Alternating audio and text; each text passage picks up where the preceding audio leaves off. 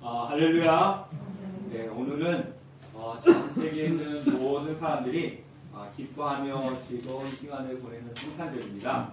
이 성탄절은요, 예수님 믿는 사람들, 성도님뿐만 아니라 믿지 아니하는 무신론자들, 또 타 종교를 가지고 있는 사람들도 각자 자신의 방법대로 다 즐기는 그런 시간이 성탄절입니다. 예수 믿는 성도님들은 교회 나와서 오늘 이 시간에 여러분들처럼 하나님 앞에 예배를 드리면서 성탄절을 보내고 있고요.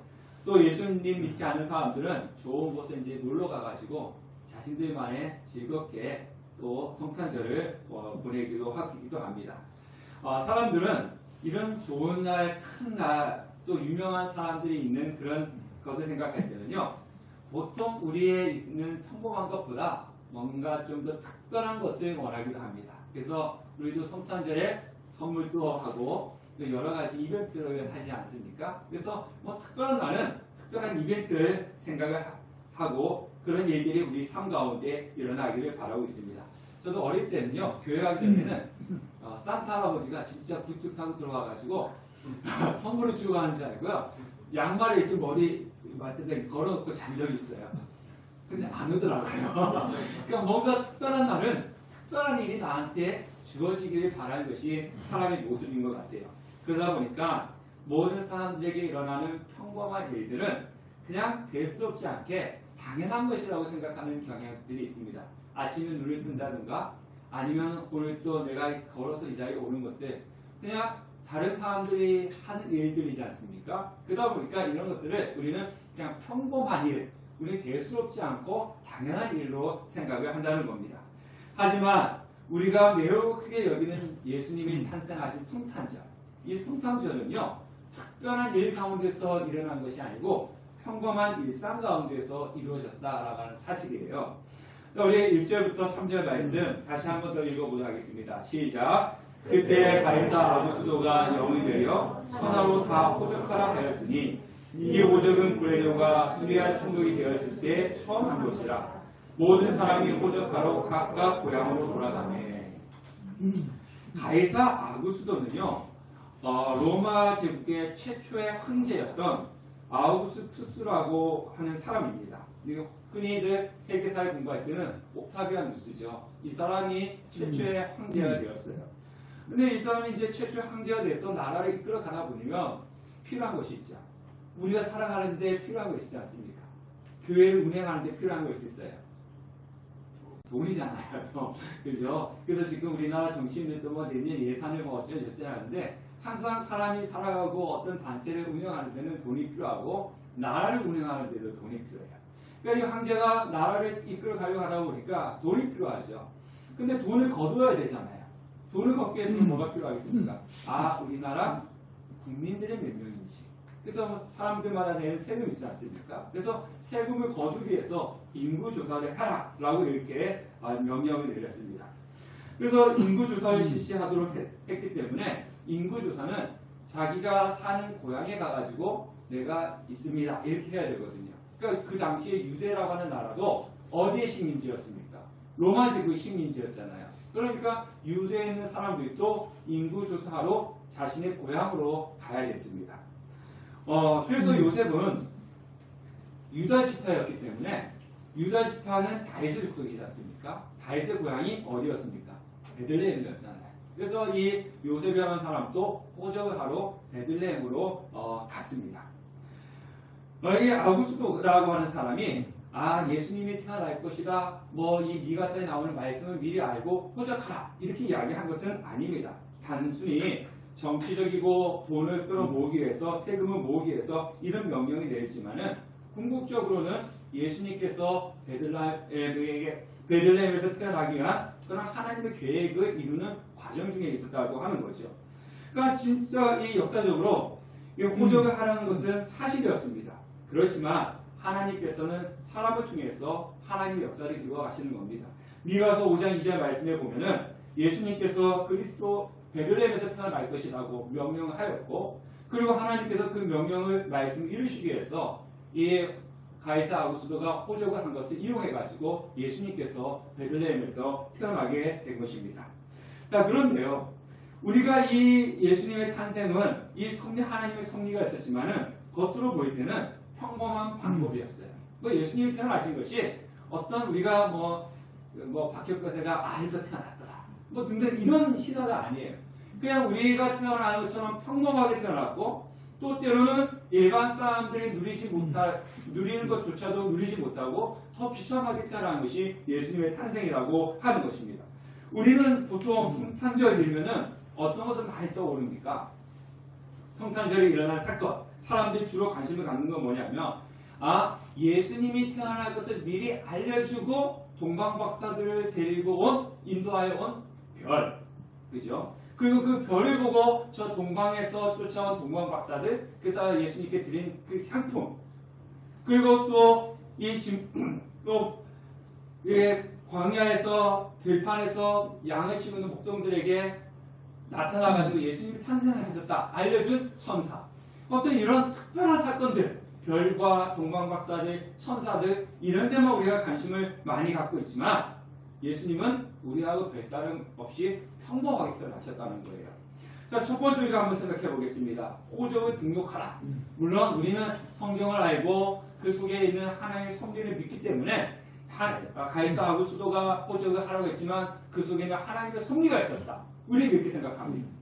그러나 겉으로 객관적으로 볼 때는요, 이 황제가 호적을 하고 인구 조사를 하는 것은 그냥 단순한 거예요. 평범한 일이라는 것이죠. 우리나라도 몇 년에 한 번씩마다 세대주 그 세대 조사하지 않습니까? 와가지고 이 사람들이 여기 살고 있습니까? 뭐 이런 거 조사하지 않습니까? 그냥 어느 나라든지 똑같이 호적을 조사하는 거예요. 사람을 조사하는 거예요. 왜? 세금을 거둬야 되니까. 그냥 평범하게 일어나는 일이라고 하는 겁니다. 또 예수님께서 태어나신 곳이 어디입니까?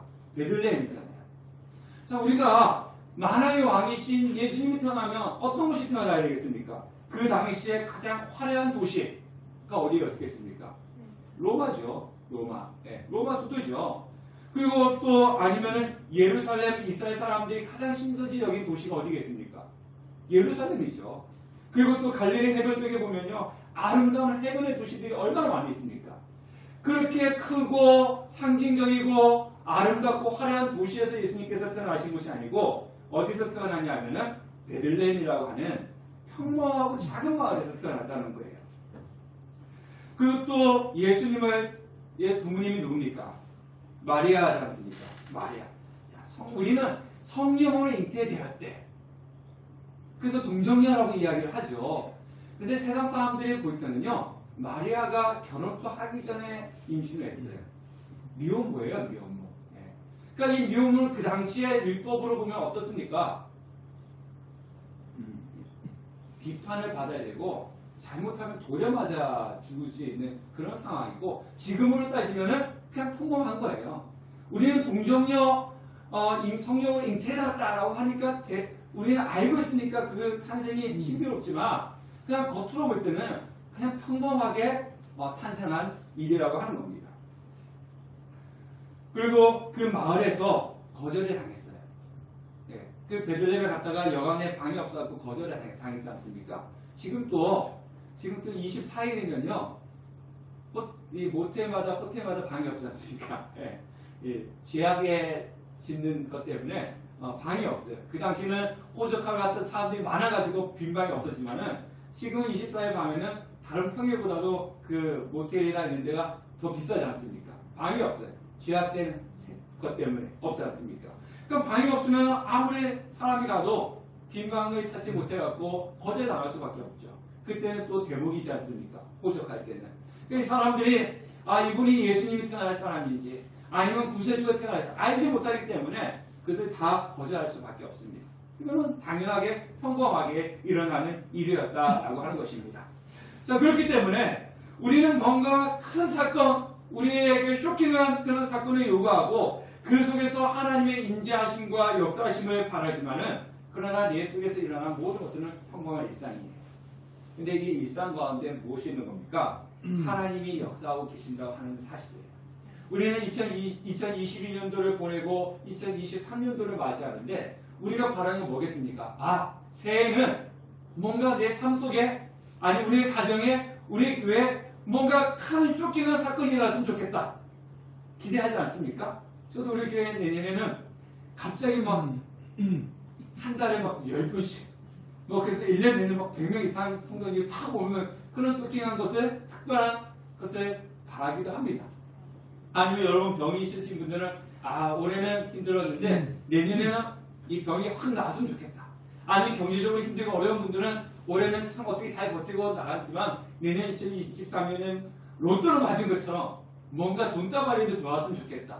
이런 특별한 것을 우리는 기대를 합니다. 그런데요, 하나님의 섭리는 꼭 그렇게 특별한 것만 일어나는 것이 아니라 우리의 삶 속에서 평범하게 이루어지는 것도 하나님의 역사라고 하는 것입니다. 단지 우리가 뭡니까? 그것을 깨닫느냐 깨닫지 않느냐 이 차이가 있을 뿐이지요. 하나님은 우리의 평범한 삶 속에서도 역사하고 섭리하고 계신다고 하는 사실입니다. 그래서 우리는 매일매일 삶 속에서 최선을 다하고 신실하게 살아가야 될 이유가 바로 거기에 있는 겁니다. 제가 주중에 다산지역 기독교 연합 모임을 갔습니다. 그러니까 다산지역에 있는 교회 이제 목사님들이 이제 모이는 거죠. 한 교회가 다산동에 한 100개 정도 된다고 하는데 같은 한 10분 정도 이렇게 오셨더라고요. 그래서 뭐 같은 동네에 있으니까 목사님들 얼굴 좀 알아두면 좋을 것 같아가지고 그냥 갔어요. 가면 이제 밥도 사주고 선물도 주고 좋잖아요. 그래가지고 이제 가가지고 이제 얼굴 좀 익히고 갔는데 뭐 10분 정도 오셨으니까 다 일어나가지고 돌아가면서 한 명씩 소개를 하라고 그러더라고요. 거기는 큰 교회 목사님도 계시고 저희처럼 작은 교회 목사님도 계시고 큰 교회 목사님들은 할 이야기 너무 많은 거예요. 우리 교회는요 지금 이렇고 그래서 오랫동안 말씀하고 막 교회를 막 자랑하시더라고요. 근데 저처럼 작은 교회 목사님들은 할 말이 없어요. 그래서 뭐 개척한 지 뭐 얼마 정도 됐고요. 뭐 이러면서 앞으로 열심히 잘 참석하겠습니다. 뭐 짧게 이렇게 이야기하고 끝냈습니다. 우리가 예수님의 탄생을 이야기할 때 뭔가 이렇게 자랑스럽게 우리 예수님은 이렇게 태어났고 예수님 태어날 때 뭐 이런 일이 있었다고 뭐 설화처럼 안에서 깨어났더니 뭐 새들이 날아오고 뭐 동물들이 와가지고 앞이 절을 하고 뭐 이랬다고 막 이렇게 특별한 것을 막 이야기하고 자랑해야 될 것이 있지 않겠습니까? 근데 예수님의 탄생은 평범하다는 거예요.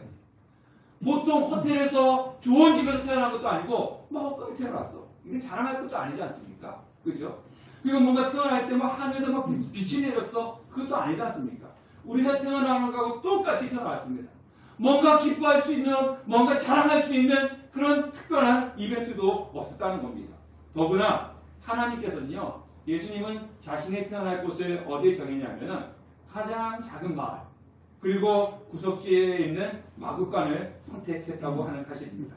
자, 오늘 읽은 성경의 6절, 7절 말씀 한번 읽어보도록 하겠습니다. 시작! 거기 있을 그때 해산의 날이 차서 첫 아들을 낳아 강보를 싸서 구에 누웠으니 이는 여관에 있을 곳이 없습니다. 해산이 났는데 구에 누웠다는 거죠. 왜? 여관에 방이 없었기 때문에 그럽니다. 자, 그래서 이 요셉과 마리아가 방을 찾았습니다. 여관에서 방을 찾았지 않습니까? 빈 방을 찾았는데 빈 방이 없었습니다. 그래서 간 곳이 어디냐면 이제 마구간이죠. 마구간에 가서 아이를 낳는데 특별한 것도 없어가지고 구유에 이렇게 아이를 낳았습니다. 그리고 이제 뭐 덮을 것도 별로 없었겠죠. 우리가 생각하고 그냥 겉옷을 이제 이스라엘 백성들은 이제 겉옷이 곧 이불이었으니까 겉옷을 벗어가지고 이렇게 깔고 이제 거기다가 이제 해산을 했을 것입니다.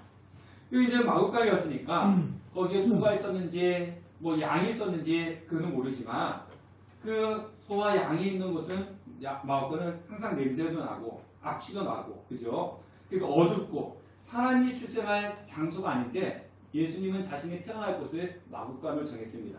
저도 이제 시골에서 자라가지고 마구간에서 이제 소를 키워봤습니다. 물론 우리나라 마구간하고 여기 성경에 나오는 이 유대인들 마구간은 차이가 있어요. 똑같지는 않습니다. 우리나라 마구간을 생각하면 안 되지만 그렇지만 마구간이라고 하는 것은 어떤 곳입니까? 사람이 기거할 수 있는 곳은 아니지 않습니까? 냄새가 나고 상황이 안 좋은 거, 비천한 거, 더럽고 추악한 거 그것이 바로 마구간인데 그곳에 예수님이 태어나셨다는 거죠. 그렇게 태어나신 예수님을 천사들이 나타나서 뭐라고 얘기합니까? 10절과 11절 보니까 천사가 이르되 무서워하지 말라. 보라 내가 온 백성에게 미치 큰 기쁨의 좋은 소식을 너에게 전하노라. 오늘 다윗의 동네에 너희를 위하여 구주가 나셨으니 곧 그리스도 주시니라. 우리가 한번 생각해 보세요. 우리가 어디 가서 막 자랑할 때 기뻐해라 자랑해라 막 이렇게 할 때 우리가 예를 들어 제가 어디 가서 이야기할 때 우리 교회가 뭐 성도님들이 1년 만에 막 100명이 등록했어. 이게 자랑할 수 있는 거잖아요.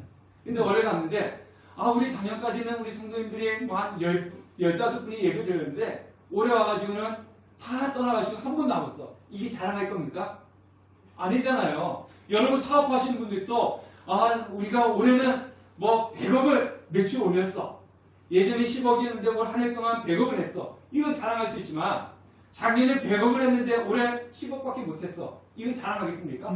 이건 자랑할 것이 아니라는 거죠. 예수님께서 마구간에 태어났는데 천사들이 하는 이야기가 뭐냐면은 온 백성에게 빛이 기쁨의 좋은 소식이다.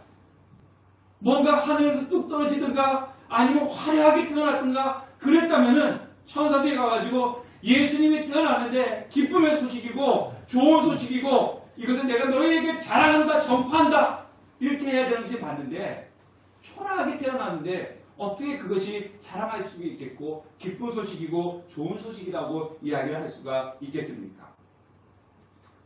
그런데 그럼에도 불구하고 천사들은 우리에게 뭐라 그랬느냐? 이 기쁨의 소식을 전하라 이렇게 말씀을 하고 있습니다.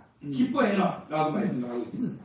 그런데 성경에 보면 우리는 예수님이 태어나시니 성탄절이 기쁘시죠? 네. 기쁨 우리는 나누고 있죠? 네. 그럼 예수님이 태어날 때 많은 사람들이 기뻐했을까요? 예수님이 태어나셨을 때 그 당시에 사람들이 기뻐했을까요? 천사들은 기쁨의 좋은 소식을 전한다고 했는데 기뻐하지 않았습니다. 헤롯은 예수님이 태어났을 때 죽이려고 했고요. 그때 기뻐했던 사람들이 몇 명이었겠습니까? 마태복음과 누가복음에 기록된 성경을 보면요. 10명도 되지 않습니다. 그 사람들 한번 살펴볼게요. 그 10명도 되지 않는 사람들은요. 세상에서 천대받는 사람들이었고 무시당하는 사람들이었습니다. 우리 한번 보십시오. 세례 요한의 아버지와 어머니 사가랴와 엘리사벳이라고 하는 사람이 나오지 않습니까? 그 사람들은 제사장이었어요. 근데 제사장이었는데 어떤 제사장이었느냐? 무명의 제사장이었습니다. 알아주는 제사장이 아니었다는 거죠. 저처럼 이 목사인데 이 신민호 목사 길거리 가서 뭐 다른 교회 가서 신민호 목사 이러면 신민호 목사님 누구세요? 이러지만은 대형교회 목사님 하면 그 목사님 이렇게 하는 것처럼 제사장이었지만은 이 세례 요한의 아버지와 어머니는 알아주지도 않는 무명의 사람들이었습니다. 예수님 오심을 기뻐했던 사람. 세상적으로 자랑할 것이 하나도 없는 사람이었죠. 그 다음에 예수님의 육체적인 아버지와 어머니 요셉과 마리아는 어떤 사람이었습니까? 나이가 대략 10대 후반에서 20대 초반 정도 되는 사람이었고 그리고 이 사람들은 시골에 있는 청년들이었습니다. 나사렛이라고 하잖아요. 우리가 나사렛 예수시여라고 하는 건 뭡니까? 예수라고 이름을 갖고 있는 사람은 그 당시에 많았어요. 그런데 나사렛이라고 붙인 이름은 뭐냐면 나사렛에 살고 있는 예수여 이겁니다. 네. 나사렛이라고 하는 동네는요. 갈릴리 지역이 60세 개의 마을이 있는데 그 중에 가장 작고 후진 곳이 나사렛입니다. 그래서 나사렛에서 무슨 선한 것이 나올 수 있느냐 그렇게 이야기했던 이유가 바로 거기에 있는 거죠. 세상적으로 자랑할 것이 하나도 없는 것이 예수님의 육체적인 아버지와 어머니였어요. 그 다음에 예수님의 탄생 소리를 듣고 찾아온 목자들. 자, 목자들은 그 당시에 직업군이 어떤 직업군이었겠습니까? 직업에는 귀천이 없다고 이야기하지만 목자들은요 그 당시에 사람들 중에서 천민 중에 천민 가장 비천한 신분이었습니다. 그래서 성전에 가서 예배드릴 때도 안에 들어가지 못하고 마당에서 서성일 수밖에 없었던 사람들. 그 사람들이 바로 목자들이었습니다. 마지막에 예수님의 탄생을 자랑하고 좋아했던 사람이 시몬이라는 선지자와 안나라고 하는 선지자가 있는데요. 자, 이 사람들도 다 초라한 사람들입니다. 평생 어떻게 살았어요? 외롭게 살았던 사람들입니다. 그리고 안나라고 하는 선지자는요, 남편을 사별하고 나서 그냥 혼자 혈육 없이 성전에서 신부름을 해주고 기도를 하면서 먹을 거면서 살아가는 사람. 그 사람이 안나 선지자였습니다. 자, 보세요.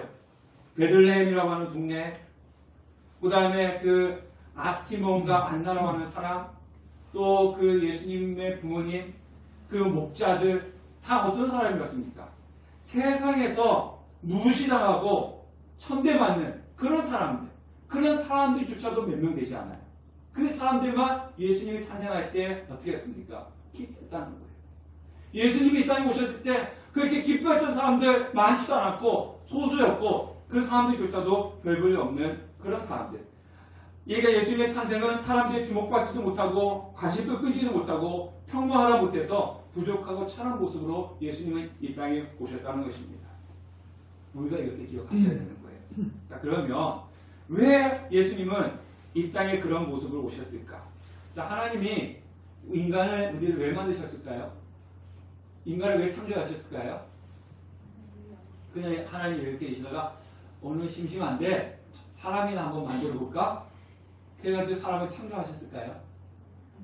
네, 하나님이 우리를 창조하신 목적이 있습니다. 그 목적은 뭐냐면요, 자기하고 늘 친하게 친밀하게 교제를 갖기 위해서 사람을 만드신 거예요. 서로 하나님은 우리를 사랑하고 우리를 통해서 하나님은 사랑을 받고 하나님 섬기고 이렇게 늘 교제를 하기 위해서 하나님은 우리를 만드셨습니다. 그런데 우리가 어떻게 됐습니까? 인간이 타락했잖아요. 죄를 지었잖아요. 그 관계가 깨져버리지 않습니까? 자, 타락한 인간이 가장 싫어하는 것이 뭐겠습니까? 죄 지은 인간이 가장 싫어하는 것이 뭐겠어요? 하나님과 교제하는 거예요. 네. 타락한 인간은요, 인간이 죄를 짓고 타락하면 할수록 어디하고 멀어지냐면요, 하나님과 멀어지게끔 되어 있습니다. 그래서 우리가 눈으로 확인했잖아요. 코로나 시대 때 코로나 조심해야 된다, 뭐 어디 가면 안 된다, 마스크를 써야 된다, 뭐 등등 이야기하지만 사람들 어땠습니까? 조심을 하지만 갈 곳 다 갔어요. 예? 뭐 식당도 다, 뭐 식당 보세요. 우리 코로나 시대 때 식당도 가보면은 맛집들 가면 사람 많았어요. 예, 칸막이 막아놓고 또 여행도 갔어요. 물론 조심을 했죠. 코로나 이전보다 조심했는데 지금 또 갈 곳 다 가지 않았습니까? 근데 아직까지 어디는 가면 안 된다는 생각을 갖고 있습니까? 교회. 예. 다른 데는 다 가면서 교회는 가면 안 돼. 이것이 지금 또 갖고 있는 사람들의 생각이에요. 그래서 코로나 시대 때는 공식적으로 막 직장도 주일에 교회 갔다 오면 안 된다. 뭐 공식적으로 막 그랬어요. 다른 데 가도 괜찮은데 교회만 가면 안 된다. 이것이 뭐예요? 타락한 사람들의 모습이라는 거죠. 죄악 가운데 있는 사람들의 모습이라는 거죠. 다른 건 다 되는데 교회만 가면 안 돼. 다른 건 다 하는데 하나님 앞에만 가면 안 돼. 이것이 바로 타락한 사람들의 모습이라고 하는 것입니다. 그래서 하나님을 떠났을 때 인간의 결과는 어떻게 되었습니까? 한평생 죄악 때문에 근심하며 걱정하며 살아가게 되었고요. 나중에는 진노의 자리, 지옥의 자리로 갈 수밖에 없는 존재가 되어버렸습니다. 이것이 인간이에요. 그런데 하나님은 어떤 분이십니까? 하나님은 사랑이시지 않습니까? 하나님께서는 우리를 사랑하고 계시기 때문에 우리가 돌아오기를 바라고 있는데 인간이 하나님께 갑니까? 안 갑니까? 우리가 스스로 하나님께 가요? 안 가요? 안 갑니다. 하나님은 기다리고 계시는데 우리는 스스로 하나님께 안 갑니다. 하나님께 우리가 안 가니까 취한 방법이 뭐예요? 나는 너와 가까이 있고 싶어. 나는 저 사람과 가까이 있고 싶은데 저 사람이 내 곁에 오지 않으면 가까이 있는 방법이 뭐예요? 내가 가야죠. 오라고 하는데 난 너와 같이 있고 싶어. 오라고 하는데 저 사람이 내 옆에 안 오면 방법은 하나예요. 내가 가야죠. 하나님이 우리를 기다리고 있는데 인간들이 하나님께 가지 않으니까 방법은 하나예요. 그러면 내가 갈 수밖에 없구나. 그래서 하나님께서 이 땅에 인간으로 오신 거죠. 그게 바로 성탄절입니다. 예수님께서 우리를 기다리고 계셨는데 인간들이 하나님께로 예수님께 안 가니까 그럼 내가 갈게. 그래서 그 높은 보좌 자리에서 박차고 그 이 땅에 낮은 자로 내려오실 수밖에 없었다는 것입니다. 그래서 우리를 거룩한 모습으로 만들려고 예수님께서 이 땅에 오시고 그것도 어디에? 베들레헴 나이프르에 오시게 되었던 것입니다. 자, 그러면 이 땅에 이렇게 구원을 주시는 분이 오셨는데 나를 만나러 오셨는데 우리가 기뻐할 수밖에 없는 거죠. 그냥 성탄절이다 그래서 기뻐하는 것이 아니고 정말 내가 가야 되는데 내가 가지 않으니까 나를 만나러 직접 하늘의 보좌를 받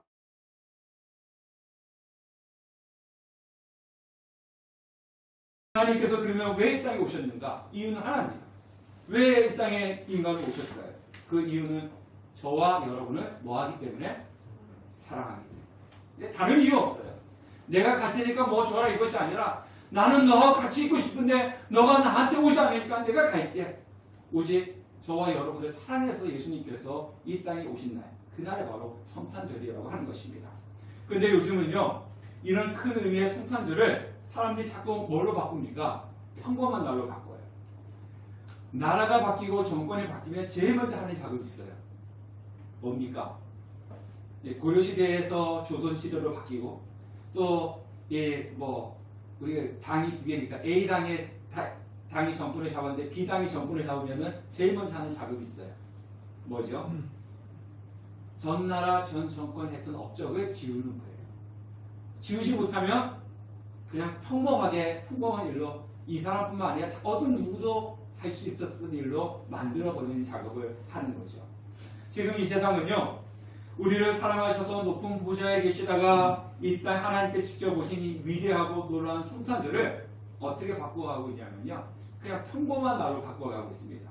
그래서 성탄절은 이교도에서 유래되었으니까 지킬 필요가 있니 없니 이렇게 이야기하고요. 미국에서는 메리 크리스마스를 뭐라고 부르고 있냐면요, 메리 할러데이라고 이렇게 부르고 있습니다. 자, 뭐라고 보세요?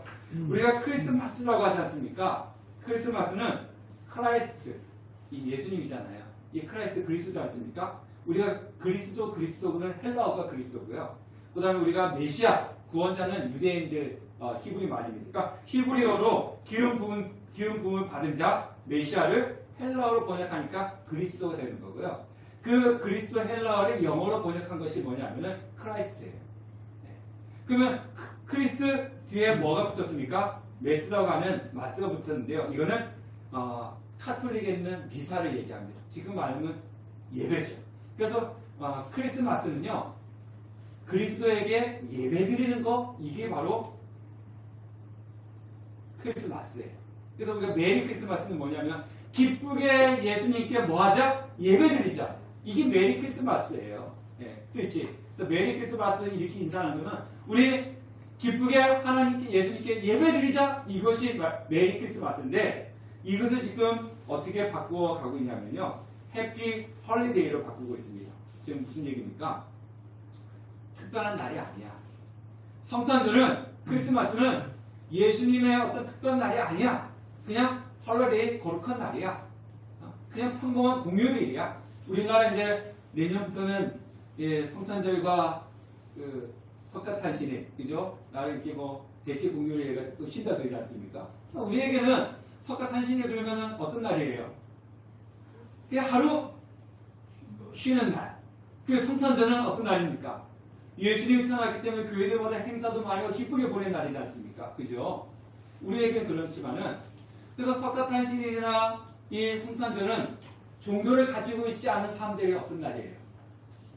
그냥 똑같이 하는 쉬는 날이에요. 예.